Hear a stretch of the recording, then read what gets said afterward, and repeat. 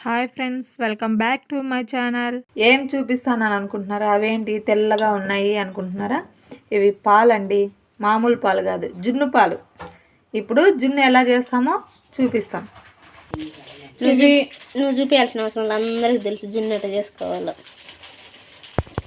ఇవి మా ఇంట్లో ఏనుములు పాలు కాదండి, పక్కింటి వాళ్ళవి. అడక్కచ్చుకొని మరీ జున్ను చేసుకోవడానికి అడక్కచ్చుకున్నామండి. జున్ను అంటే మాకు అంత ఇష్టం అన్నమాట.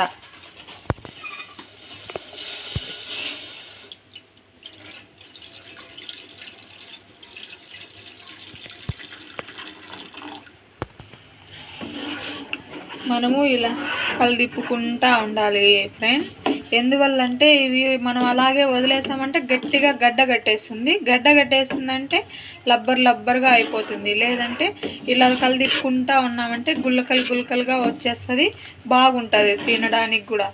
దీంట్లో మనం చక్కెర అయినా వేసుకోవచ్చు, బెల్లం అయినా వేసుకోవచ్చు.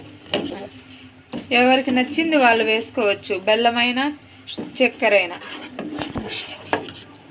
స్టార్ట్ అయింది చూడండి, ఇదిగో ఇలా గులకలుగా వస్తుంది. అలా మనం కలిదిప్పకపోయినామంటే గట్టిగా అయిపోతుందండి.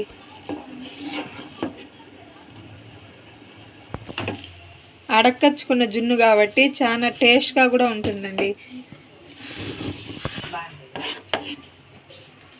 మేము ఈ జున్ను చేయడం వల్ల అంతా పొయ్యి మీద అంతా పొంగబెట్టేసామండి. మా అమ్మ చూసిందంటే మమ్మల్ని తంతాదండి.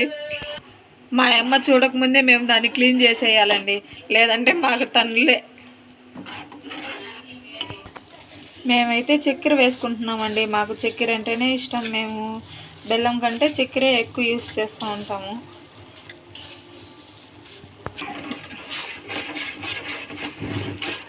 ఏలక బుడ్డల పొడి కూడా వేసుకోవచ్చండి. మాకైతే ఇష్టం లేదు కాబట్టి మేము వేసుకోము. అది కూడా వేసుకుంటారు కొంతమంది. మిరియాల పొడి కూడా వేసుకుంటారు కొద్దిగా లైట్గా. ఇదైతే మేమైతే అవన్నీ వేసుకోమండి, ఓన్లీ చక్కెర మాత్రం వేసుకొని ఇలా చేసుకుంటామండి. జున్ను అయితే రెడీ అయిపోయిందండి.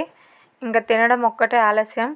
అందరికంటే ముందు నేనే తినేయాలండి, లేదంటే అందరూ వచ్చినారంటే నాకు తక్కువ వస్తుంది. అందుకనేసి ముందుగానే అడక్కచ్చుకున్న పాలని చెప్పాను కదండి, అందుకని టేస్ట్ ఎక్కువ ఉంటుంది కాబట్టి అందరికంటే ముందే నేను గిన్నె తీసుకొని గిన్నె నిండుకు వేసేసుకున్నానండి. చాలా టేస్ట్గా ఉంది తింటా ఉంటే కూడా. అందుకనేసి ఎవరికి ఇవ్వకుండా ముందుగానే నేనే ఎక్కువ వేసేసుకొని ముందు నేనే తిన్నానండి. ప్లీజ్ సబ్స్క్రైబ్ చేసుకోండి, కొత్త వీడియోస్తో మీ ముందుకు వస్తాను ప్లీజ్.